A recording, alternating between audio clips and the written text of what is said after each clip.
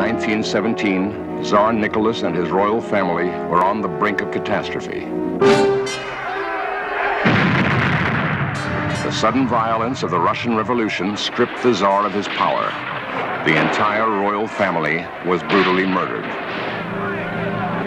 A legend endures, however, that the Tsar's youngest daughter, Anastasia, escaped the massacre and is still alive today.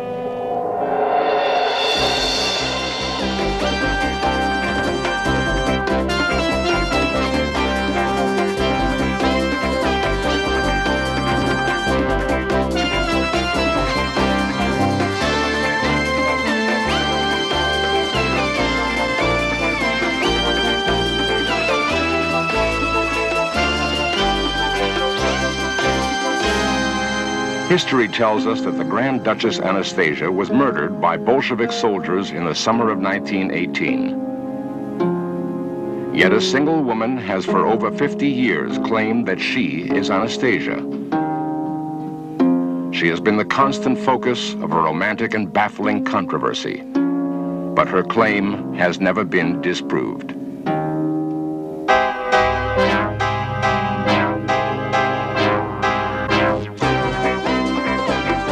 This series presents information based in part on theory and conjecture. The producer's purpose is to suggest some possible explanations, but not necessarily the only ones, to the mysteries we will examine. In 1913, Russia proudly celebrated 300 years under Romanov rule. Tsar Nicholas was probably the richest man in the world. The Tsarina, Alexandra, was a German princess whom Nicholas married against his parents' wishes. They have an ailing son, Alexei, and 4 daughters, Olga, Titania, Maria, and Anastasia. Born in 1901, Anastasia is the youngest and most exuberant of the girls. Life for the royal family was happy and carefree. Roller skating on the royal yacht was a favorite pastime for the Tsar's daughters. A continual flurry of extravagant social events kept the Tsarina happily occupied. A reluctant ruler, Tsar Nicholas found contentment in the frivolous world of family and court. He stayed completely isolated from the poverty and ferment of his land. In much of Russia, food was in short supply. Hunger, a daily reality. 85% of Russia's people were peasants. Tsar Nicholas' father, Alexander II, had freed them from serfdom, and now they wanted to own the land they farmed. Workers were demanding higher wages and to be treated as other than slaves. Yet Tsar Nicholas remained aloof in a royal world of privilege and established order. By 1917, the disastrous war with Germany had cost Russia uncounted millions of lives. Soldiers deserted by the thousands. There were threats of revolution. In the streets of St. Petersburg, angry demonstrators demanded immediate change. Workers went on strike. Soldiers joined the people. In a desperate attempt to restore order, the Tsar's generals asked Nicholas to renounce his throne. On March 15, 1917, Tsar Nicholas abdicated. To ensure their safety, Nicholas and his family were held as prisoners. Their fate remained uncertain. Everywhere, the once sacred symbols of Tsardom were torn away. St. Petersburg became a hotbed of political struggle among several revolutionary factions. All were determined to wrest control of Russia, to create a new social order. The radical Bolsheviks, led by Lenin, won the ruthless battle for power when they stormed the Winter Palace. A Russian film heroically dramatized their conquest.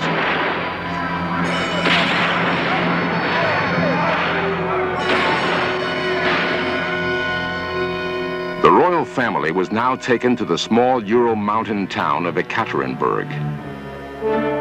They were housed in a mansion under strict Bolshevik guard. According to history, on July 17, 1918, the entire royal family was brought to the basement of the mansion and murdered. Their bodies were then hacked apart and tossed into a mine shaft.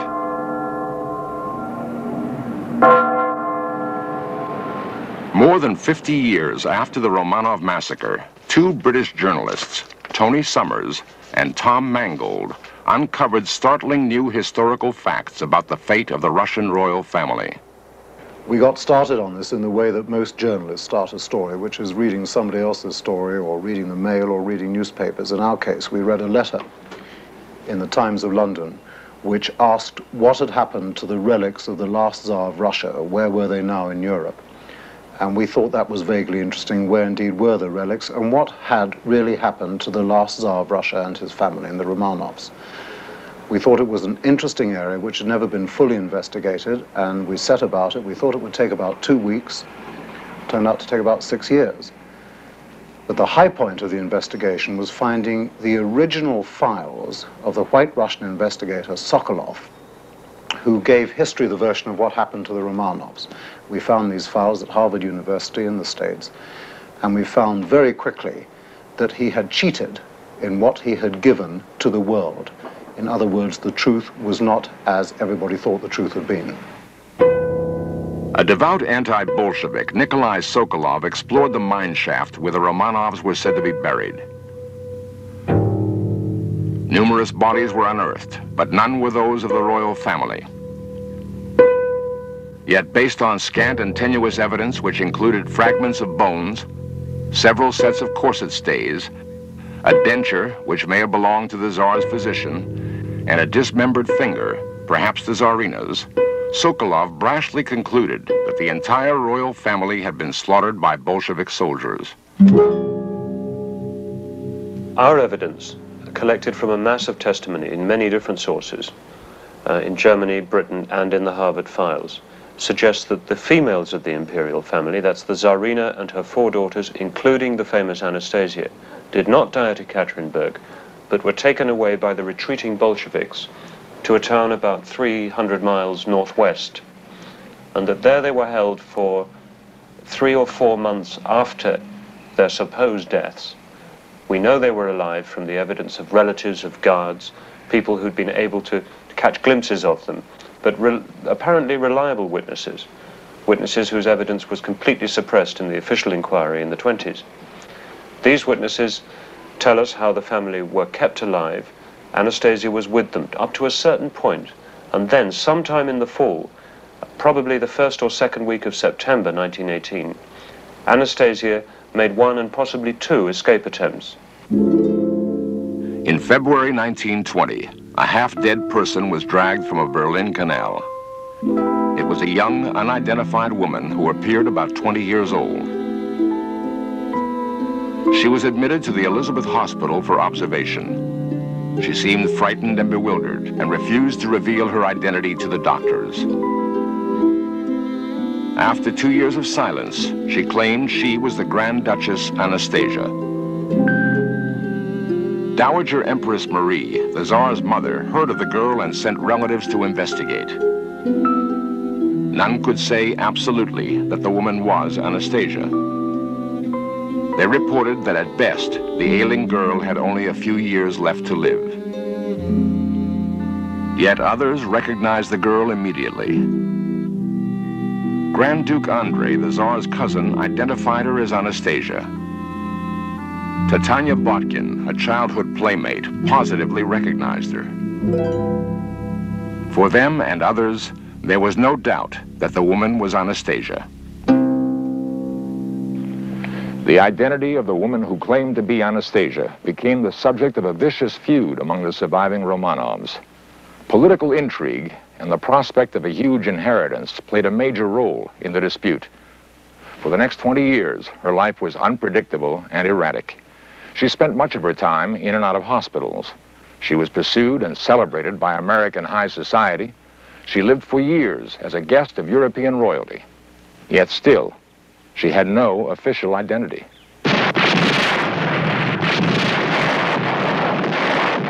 Trapped in a Russian zone during World War II, the supposed Anastasia was rescued by a former German prince and given a small house in the Black Forest. There she lived in determined seclusion under the assumed name of Anna Anderson. Plays and movies based on her life had brought unwanted attention. She resented any intrusion, and in 1968 she abruptly left her hideaway to marry an American and thereby achieve her first legal identity. Today, she and her husband are respected members of a prestigious country club in Charlottesville, Virginia.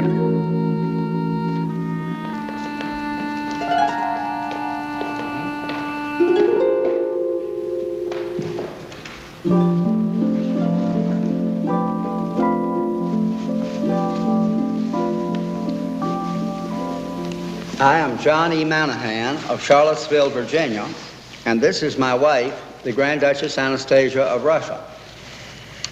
We were married on December 27th, 1968. And we've been living here in Charlottesville and have made a number of trips around the country since. I know a lot of people are wondering, how are we to believe that you are Anastasia?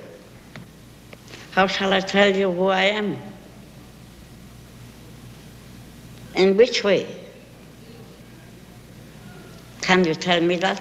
Can you really prove to me who you are? I can prove who I am. You can believe it or you don't believe it. It doesn't matter. In no any way whatsoever. Those people who hear this mass, they get up in the bed or go to sleep when they're sleeping. They don't know what to hear or what to see, and they are not interested. Recently, compelling new evidence has added support to the claim that Anna Anderson Manahan is the Grand Duchess Anastasia.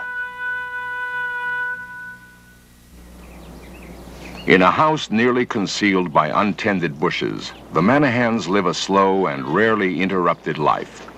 Her numerous cats are now Mrs. Manahan's main concern. Mr. Manahan is a retired history professor with a passionate interest in royal genealogy.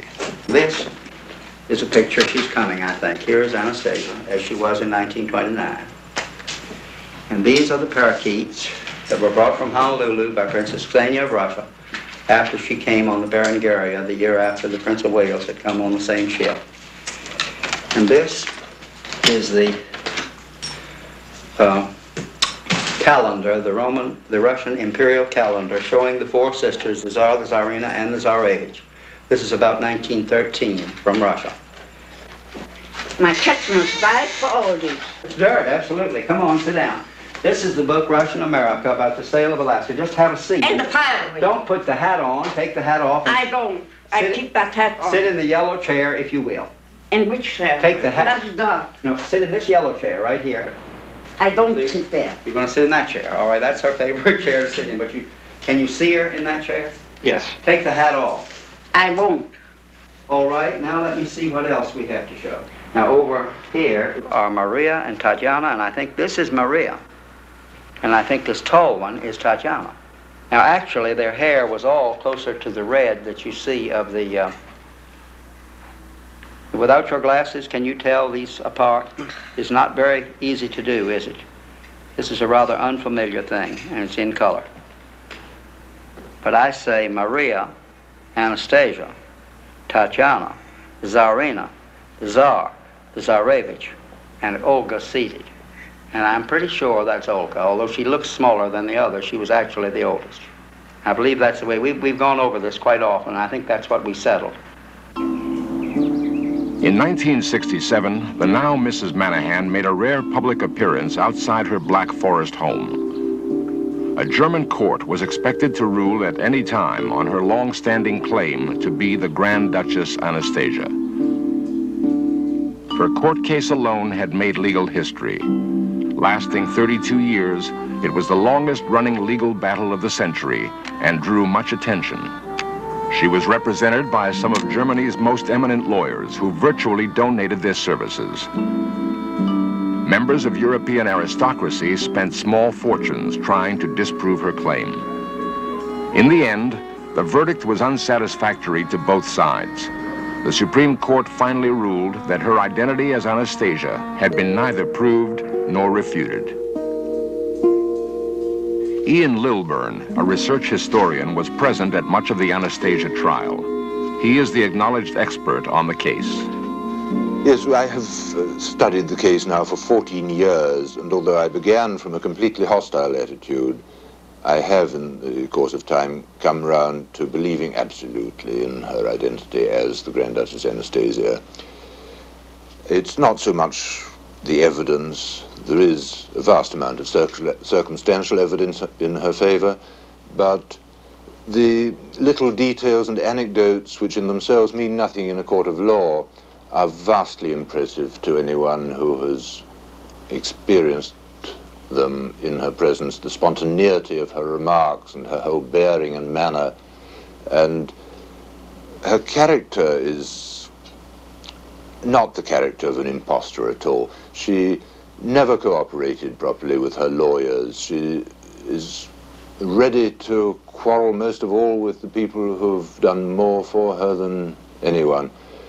An impostor would bend over backwards to try to help her friends and her lawyers. She's done quite the opposite. Today, Romanov relatives live scattered throughout the world. Grand Duke Vladimir spends part of each year in Paris. He is the assumptive heir to the Romanov throne. I think that it's highly unlikely that Anna Anderson could be Anastasia. Because, of course, you can imagine that the question interested me very much indeed, and I went into it in great detail, and for many reasons, I think, which would be rather too long to enumerate here, I eventually came to the conclusion that she couldn't possibly be my cousin Anastasia. I'm Prince Frederick of Saxe-Altenburg. Prince Frederick of Saxe-Altenburg has been a consistent supporter of Anna Anderson Manahan. My both parents were related with the Romanovs, and my own cousins have been assassinated 1918. I know Anna Anderson for 46 years and have been very often and very thoroughly with her together, and am absolutely convinced that she is a real Anastasia. We will another time. In the film Anastasia, Ingrid Bergman and Helen Hayes performed a fairy tale scene of recognition, which in real life never occurred. You'll say it was all acting. She was some cheap little actress they hired for money. Well, in a way, they did hire me. I was starving after I ran from the last asylum. I had nowhere to go. Bunin found me on the bank of the Seine. Well, maybe I should have run away from him too, but I was so tired of running. You are ill. No. I cough only because I'm a little frightened. It doesn't mean... Say that again. That I cough when I'm frightened? When you were a little girl, you coughed when you were frightened. Marian Kaya. Marian Kaya. You have come from so far away and I've waited so long. No, don't cry. There's no need to be frightened. No, don't speak. You are safe, Anastasia. You are with me. You're home. Recently in Munich, fresh scientific evidence about the identity of Anna Anderson Manahan was made public. It is information which 20 years ago might have changed the course of her life. One of Germany's leading identification experts, Dr. Moritz Furtmeier, has made a careful anatomical comparison of Anna Anderson Manahan and the historical Anastasia. By matching the cardinal points of their faces, he has discovered an overwhelming degree of physical similarity. Based on facial comparisons alone, Furtmeier believes that they are one and the same. Yet more compelling evidence has come from the comparison of their ears, which, like fingerprints, are unique to each individual. A photograph of the historical Anastasia's ear was compared with the ear of Anna Anderson Manahan. Furtmeyer concluded that the two were identical. The Grand Duchess Anastasia was absolutely the woman known as Anna Anderson Manahan. I would like to see Anastasia to live and have some reputable historians in the world say yes, they believe that this really is the last surviving daughter of the Tsar and the Tsarina. Would you like to see a happy resolution of this matter in your lifetime? I spit on And the fact remains with Anastasia, or Anna Anderson, or whoever the hell she is. We will never know. It is now too late. Even if she were to become and tell the full truth, supposing she's the Grand Duchess Anastasia, it could never be checked out. It is too late. And all we have is the dry evidence and the hunch, and that's all we're going to have.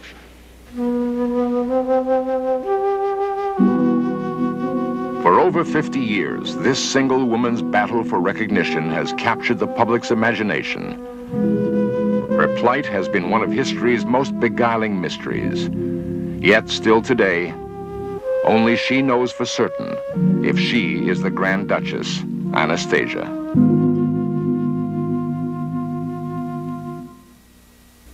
Today, for Mrs. John Manahan, the 50-year quest to establish her true identity is coming to an end. Weary and frustrated from a lifetime of claims, countercharges, and court cases, all she now asks is to be left alone.